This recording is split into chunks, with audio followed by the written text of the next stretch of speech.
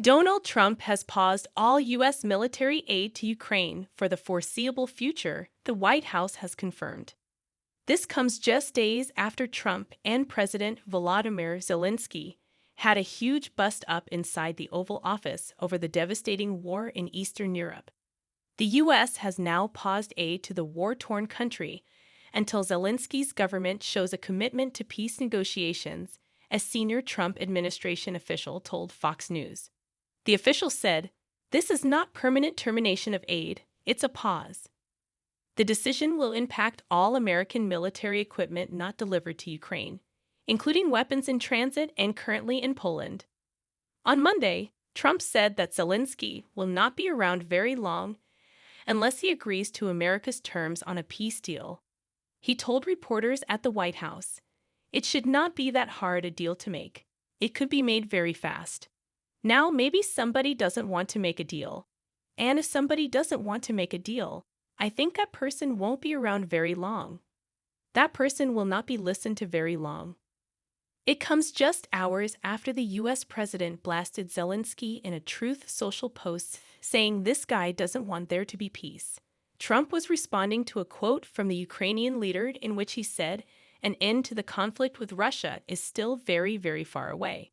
The Republican firebrand described his quotes as the worst statement that could have been made. His post continued, "America will not put up with it for much longer." It is what I was saying. This guy doesn't want there to be peace as long as he has America's backing and Europe. In the meeting they had with Zelensky, stated flatly that they cannot do the job without the U.S. Probably not a great statement to have been made in terms of a show of strength against Russia. What are they thinking? Trump's right-hand man in the White House, Elon Musk, also responded to the post as he said, "Zelensky wants a forever war, a never-ending graft meat grinder." The Tesla chief followed it up by simply saying, "This is evil."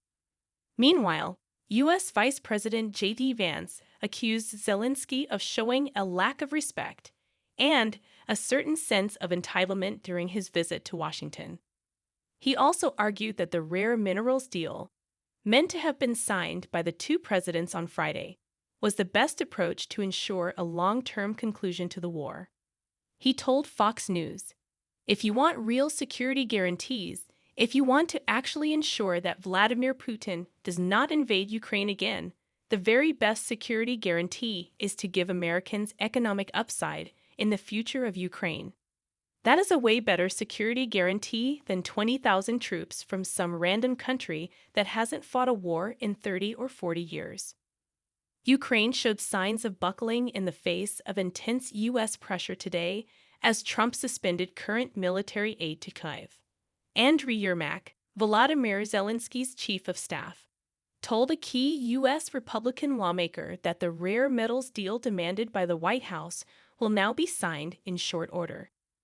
A prominent Ukrainian MP, Oleksiy Goncharenko, also today called on Zelensky to make a humbling apology to Donald Trump to avert catastrophe over the American leader's halting of military supplies. Resolve the issue with the Trump administration, he urged the Kyiv president in the wake of the Oval Office bust-up. If he wants you to apologize, apologize. What difference does this apology make if our task is not to lose the war and not lose people? On the end of military aid, Goncharenko said, "This is a catastrophe." But he urged the Zelensky government to work and seek to improve contacts with the U.S. government. "Turn off emotions, turn on the mind," he said. The reality is that now the U.S. president is Trump.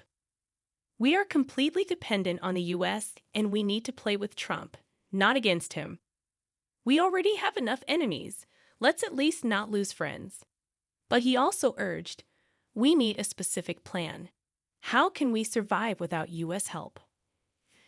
God forbid that it will not be needed, but it is necessary. Goncharenko said, in principle, the situation is not lost yet. We can still get out of it with not such great losses as it seems. But for this, we need to stop the fight for ratings and switch to the fight for the country. We need to achieve peace, not capitulation.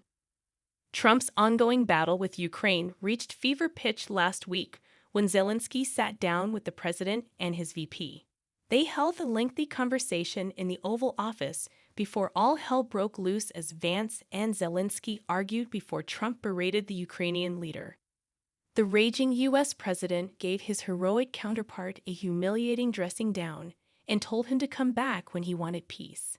A snarling Trump sparked global chaos by booting Zelensky out of the White House over the blistering row.